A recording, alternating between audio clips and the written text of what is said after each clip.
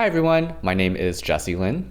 And I'm Angela Lynn. Welcome back to another episode of But Where Are You Really From? So today we're talking about the Telepathy Tapes, which is a podcast that has gotten really, really popular. And basically the premise of Telepathy Tapes is the host goes and visits and investigates nonverbal autistic people and their families, and the claims that those families have that those individuals are telepathic. It's super interesting because basically every episode they introduce like one or more families who claim this, and they go with a researcher who has been doing this kind of research for a long time, and they run tests with these individuals. And everyone is a little bit different because like if you are nonverbal and you're on the spectrum, like people, it's a spectrum, right? So like you could be a whole varying, degree of ability or lack thereof to communicate from like a traditional standpoint. But a lot of these people do something called like typing, essentially. It's not always like traditional typing, but like sometimes they have like letter boards where they like point at letters to spell out what they want to say. Or some people can use like an iPad to like type out what they want to say. There's like varying methods, but essentially they run these tests where these individuals are asked like to read the mind of somebody in their room, because some of them only are able to read the minds of someone they're like incredibly close to, like their mother or someone like that. And then others are like able to read almost anyone that is sometimes not even in the room. Like some of them are like different cities and they've been communicating with each other for a long time. And so anyways, I loved the podcast. And I thought it was so interesting. So it's not just the like, the magic trick of it all of like, they can read random numbers and whatever. What was really interesting to me was that they were expressing that everyone who is nonverbal is telepathic to some degree. And they were talking about how they all commune on this thing called the hill. So obviously this is not a physical place, but essentially they were kind of explaining that they're all able to, through their minds, like access this space in which everyone who is telepathic is able to commune, and they like, socialize or whatever on the quote unquote the hill. So it's super interesting because people who literally were in like different states, never met in real life, would talk about like, my best friend is like so-and-so. And the parents were like, I don't even know who that is. Like, is there someone named that in school or whatever? And then later they find out it's like, it's someone who like lives like 5 states away. So yeah. Because it is woo-woo, but there is so much like evidence. It's my favorite space where woo-woo meets like provability in some aspects. So I'll leave it to you now, since you are the in-house skeptic. Yeah, so I will start with what I believe in. I do think that it is possible to have an experience where it feels like you're coming to the same thought at the same time as someone else. So it's like you're finishing each other's sentences, or you feel like, wow, this person was literally just thinking about the same thing I was, or you received a text from somebody right as you're texting them. I think these are all like common phenomena that people have experienced where you feel like there is a connection. And we've talked about this before. I'm largely agnostic. It's not that I don't believe in God or anything, but I feel like it's more of a spiritual thing for me, the idea of like energy recycling and becoming part of something else in the universe. And I do believe in that. But maybe the first bone I had to pick with the podcast is that Kai Dickens, I think the narrator, I think she starts the podcast with like, I am a skeptic. And, she has a maybe like 30-second to 1 minute preamble of that. But then the rest of the episode is just her trying to prove that the nonverbal autistic folks that she's talking to do have telepathy. And so for me, I was like, I don't think this is like a fair investigation for someone who claims that they're a skeptic. So it was kind of hard for me to believe that Kai Dickens is a skeptic, right? That's not usually how skeptics lead an argument. They don't go like, I'm a skeptic, but here's all the proof why you should not believe what I believe. I think the second thing that was a little bit difficult for me to like get on the level with is that, I mean, autism is basically like when you don't understand social cues and you don't really understand like how to process what you would consider like normal societal behavior. So for me, I was like, it should be harder. If we imagine telepathy exists, it should be harder for this group of individuals to telepathically understand what non-neurodivergent or neurotypical people are thinking, because autism is that exact condition where you have a really hard time understanding like quote unquote normal social cues. Maybe one more thing that I kind of objected to, which is like, there's a lot of characterization of the doctor that does the study, Dr. Powell. It's kind of in the same lane as the whole skeptic thing, where Kai's like, I'm a skeptic. They talk about the doctor, but all they talk about are accolades for the doctor. Even when they were describing the doctor's house, they were like, it's a big worldly mansion where it seems like there's a lot of knowledge sitting there. Like they kind of talked about like as Hogwarts. And I was like, I think a fair and balanced exploration of a topic like this would include both information, which helps you better understand the person. Maybe, sorry, skeptic going off. The last thing is like, I think there are some documentaries where, I mean, all documentaries, like there's a cost to produce a documentary. The documentarian or the director, whoever has to be interested in the topic, what have you. But typically I don't see like the documentarian paying to create basically part of what they're studying. So like in this case, I think if I recall correctly, Kai paid to do the study that they did with the first family where they rented the house, they rented the crew, blah, blah, blah, blah. You could say that the cost of doing the study, the cost of doing the documentary makes sense, right? You have to pay the crew, you have to pay for production. But it's kind of weird to be building what you're documenting in a sense. If I go back to other documentaries I watched, it's not like, it's not like when Netflix went to document Brian Johnson, they weren't like, hey, we're gonna pay for your gene therapy, or we're gonna pay you to go do this X, Y, and Z. You could argue they did pay him probably to do the documentary, to show up in the documentary, but I don't think they necessarily directed him to do any activity. Like it was stuff that he was already doing. So that was also a little bit weird for me. And I rest my case. You've heard me complain about how weird it is to be an American-born Mandarin speaker because I grew up speaking Mandarin at home and have a passing native accent, but simultaneously sound like a child when trying to talk about real things. Since I realized no one out there was catering to people like us and decided, I'm just going to do it myself. I teamed up with my native Taiwanese Mandarin language teacher to create Real You Mandarin, a self-paced online Mandarin course built specifically for ABCs and ABTs. All of our content is video-based, realistic dialogues centered on topics you'd actually want to talk about, from dating and pop culture to media representation and growing up as a minority in a majority society. You'll learn the relevant vocabulary in the context you actually use them and be able to practice them daily with pre-built digital flashcards. You'll also be able to practice speaking by shadowing, repeating back, or following along with all of these dialogues to practice speaking at natural speed with the right pronunciations. Check out the course at realumandarin.com and get 10% off using promo code WhereAreYouFrom10. Let us help you express the real you when you speak Mandarin.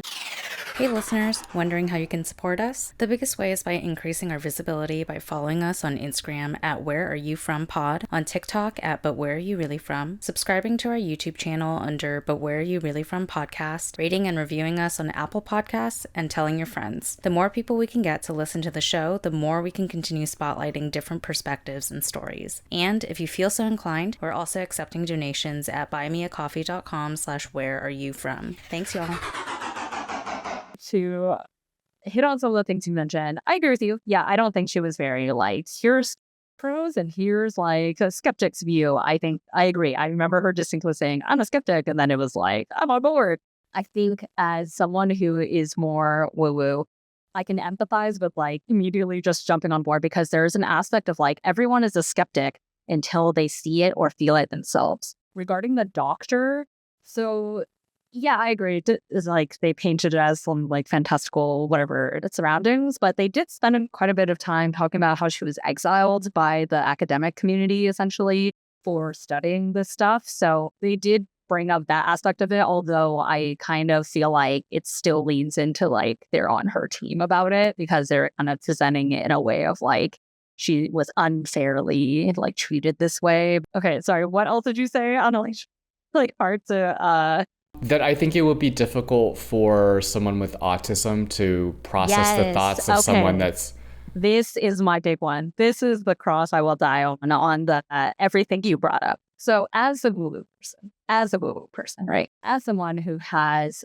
experienced things that you cannot describe with words, I very much believe that there is a whole aspect of consciousness and humanity that is not explainable with vocabulary, with your mouth.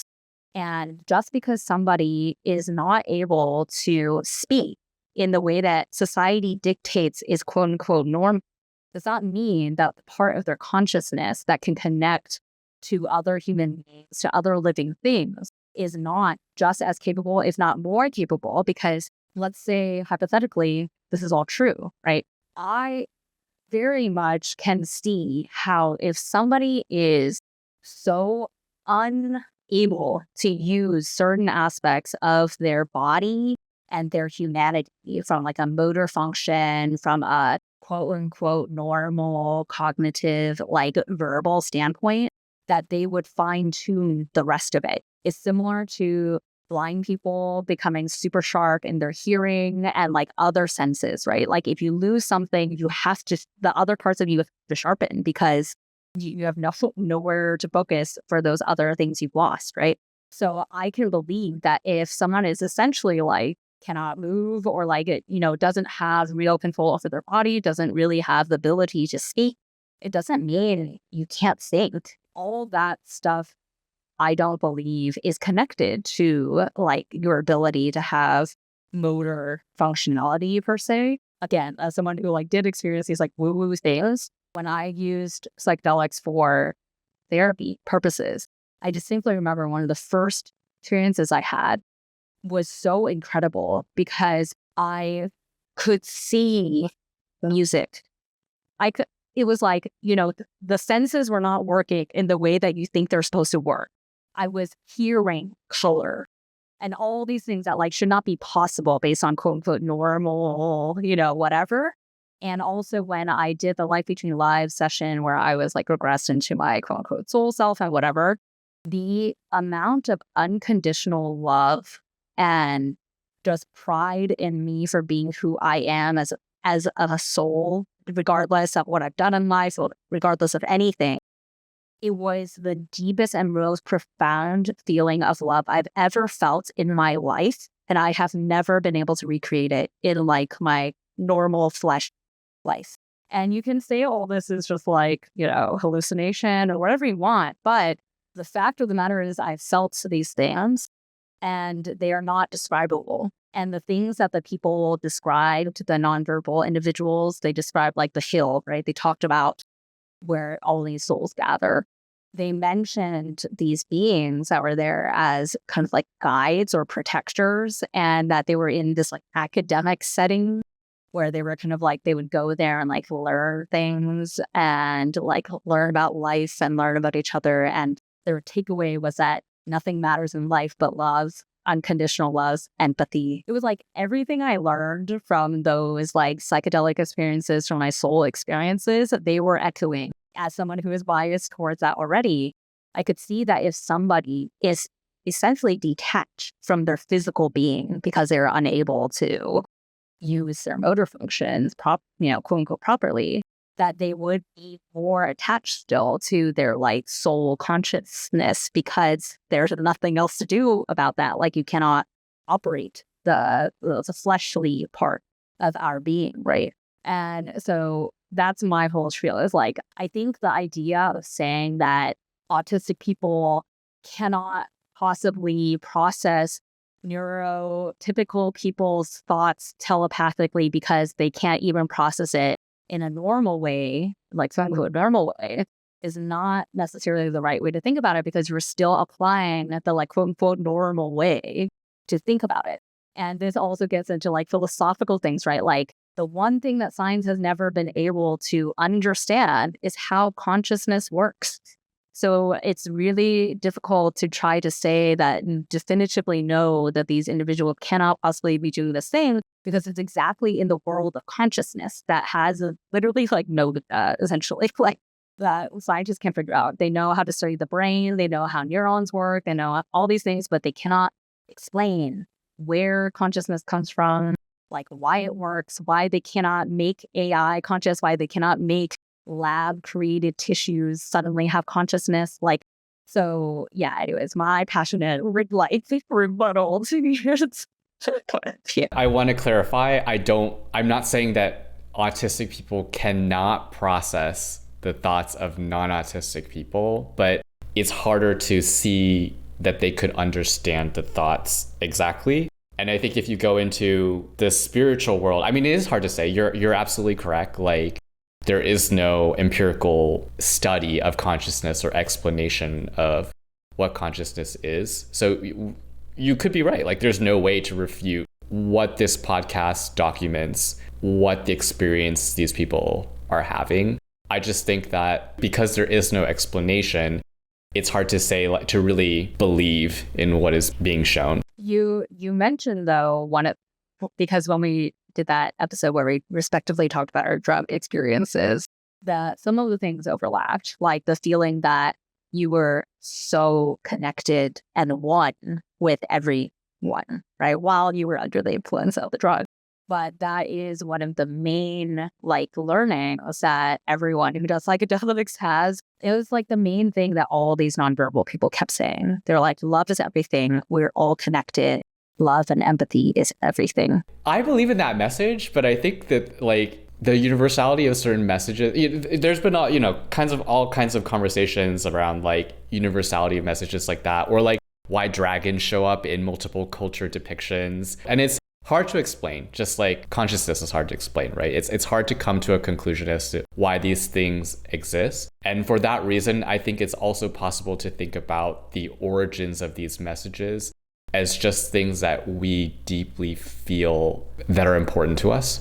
Why do people have like NDEs and they dream of this like light at the end of the tunnel, or they like relive their lives, or this message of love? And these are so deeply connected to things that are so important to us, like every day of our lives, like feeling the need to be loved, the need to feel like you're alive, the need to feel like you've accomplished something. And it's also just possible that all of these experiences resurface because there's such deep-seated desires that everyone faces every day. Yes. So, well, listeners, what do you think? Let us know what you think about all this, whether you believe in the woo-woo as I do, or you're a hardcore skeptic like Jesse. Let us know. I'm not a hardcore skeptic. I mean, it's funny because you started with the like, I'm kind of spiritual, but then like everything you said after, I'm like, I don't believe any of this shit. Related to the podcast, right? Where the topic was the telepathy tapes. So let us know what you think about what was presented. If nothing else, I recommend everyone to at least listen to like the first episode. Listen to the first episode. It's yes, super for sure. Yeah. Even if you just take it as entertainment, super interesting. So I would recommend it. Let us know what you think about it in the comments of wherever you're currently listening to or watching this. And come back next week because we will have another episode for you then. And until then, 再见, bitches.